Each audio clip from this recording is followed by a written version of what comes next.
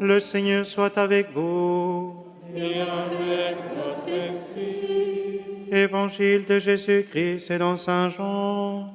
Gloire à toi, Seigneur. En ce temps-là, Jésus disait à ses disciples, « Si le monde a de la haine contre vous, sachez qu'il en a eu d'abord contre moi. Si vous apparteniez au monde, le monde aimerait ce qui est à lui.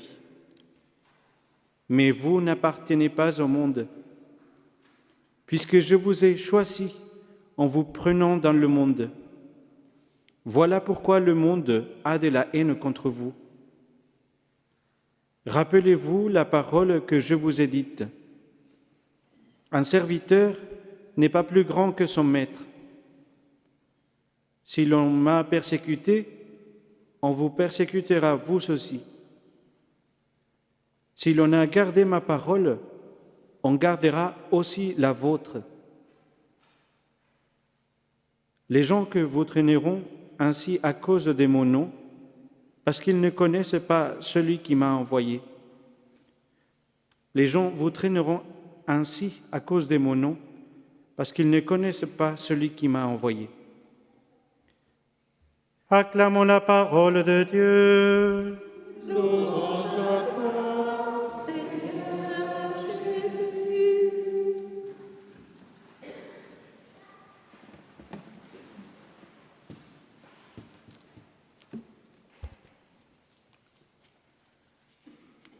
Chers frères et sœurs, chers amis, nous avons lu il y a quelque temps que Jésus a insisté sur le fait de toujours demeurer en communion avec lui. Il y a quelque temps, nous écoutions dans les pas d'Évangile Jésus qui demandait à ses disciples bien-aimés, choisis, d'être véritablement ses disciples. Jésus a insisté et il a partagé sa joie, il a partagé sa paix avec ses disciples en leur disant « Je vous laisse la paix, je vous donne ma paix ». Et Jésus essaie toujours d'insister sur ce qui est essentiel pour les disciples afin de pouvoir témoigner de lui, témoigner chaque jour de sa miséricorde, de son amour pour tous les hommes. Jésus a enseigné, il a partagé la joie, il a partagé de belles choses avec ses amis. Toujours, c'était la bonne nouvelle. Toujours, c'était quelque chose de merveilleux qu'il partageait avec eux. Mais vous savez, dans la vie, il n'y a pas que seulement les bonnes nouvelles, parce que la vie parfois nous dépasse.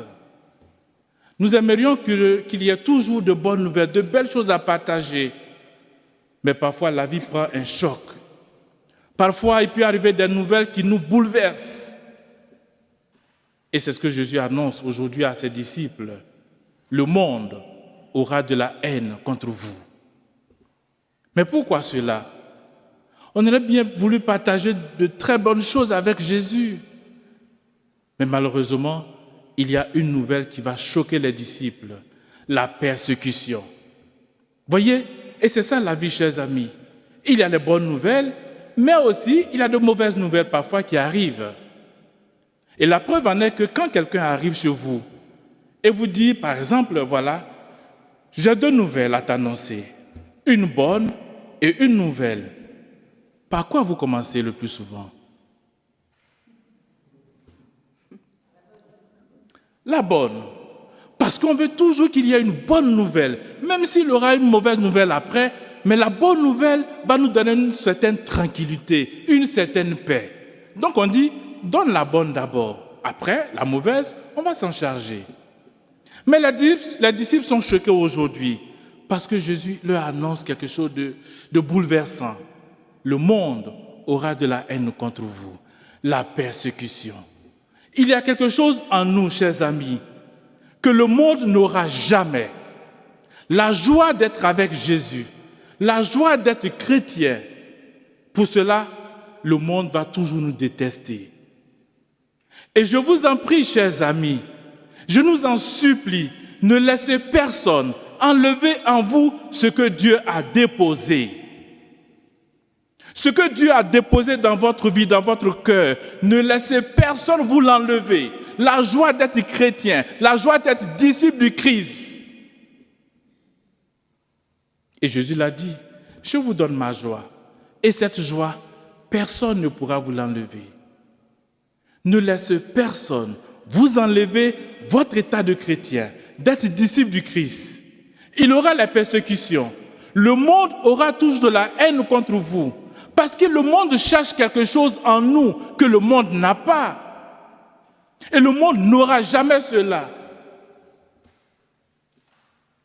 Aujourd'hui, de façon humaine, il y a quelque chose qui nous permet de déterminer que l'un appartient à telle famille, que l'un appartient à X ou à Y, à telle famille, ainsi de suite.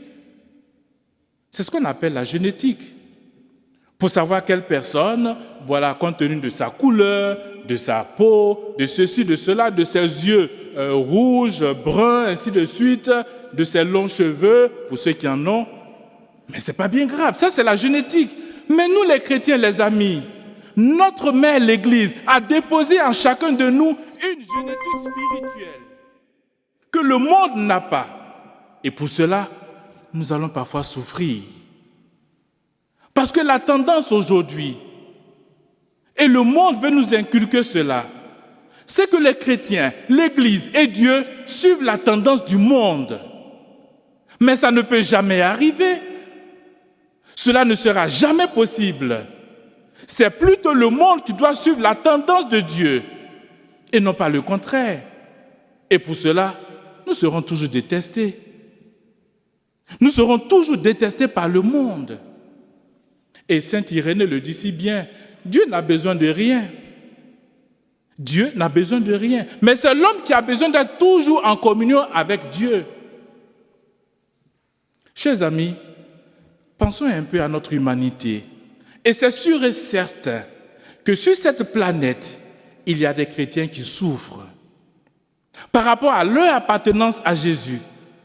Il y a des chrétiens qui sont rejetés, calomniés chaque jour, parce qu'ils ont dit oui un jour à Jésus, parce qu'ils ont dit oui un jour à Dieu. Et pour cela, ils seront toujours détestés. Il y a des chrétiens aujourd'hui qui vont donner leur vie, qui vont faire couler leur sang, parce qu'ils ont dit oui à Jésus.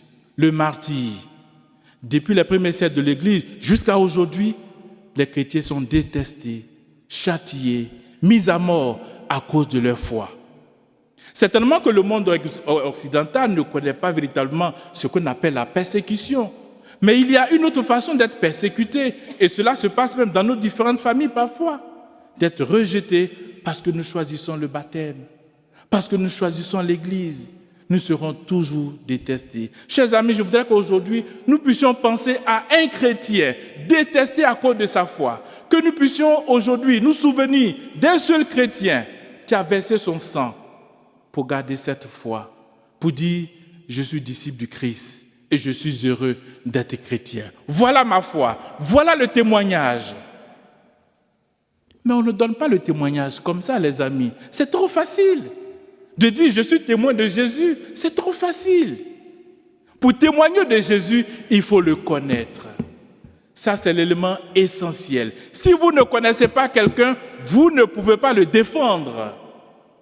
Posez la question aux avocats. Avant de défendre un criminel ou je ne sais quoi, un condamné, il faut le connaître.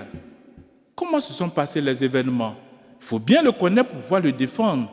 Et si nous sommes appelés à défendre le Christ, il faut le connaître. Il faut demeurer en sa présence, dans son intimité, vivre dans sa relation. Pour cela, chers amis, il faut toujours assez de courage. Il faut toujours assez d'espérance. Oui, il y a des chrétiens qui meurent à cause de leur foi. Et nous serons peut-être rejetés à cause de notre foi.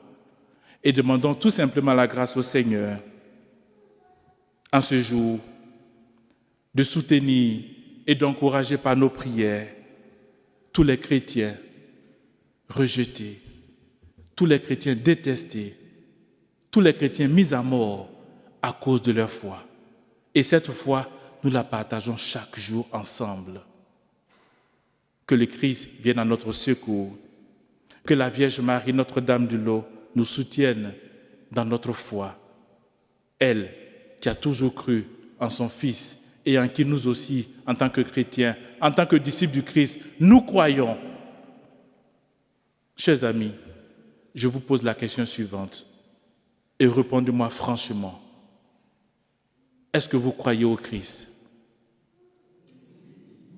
Est-ce que vous croyez au Christ? Est-ce que vous êtes prêts à donner votre vie pour le Christ? Ouh, il y a une tendance, il y a oui, il y a non, il y a... Ce ne sera pas facile, mais il faut apprendre chaque jour à demeurer dans la présence du Seigneur, à vivre en intimité avec lui, chaque jour à nous plonger dans sa parole, à nous nourrir des sacrements, à nous nourrir de son corps et de son sang. Et avec cela, nous serons forts quand le témoignage arrivera.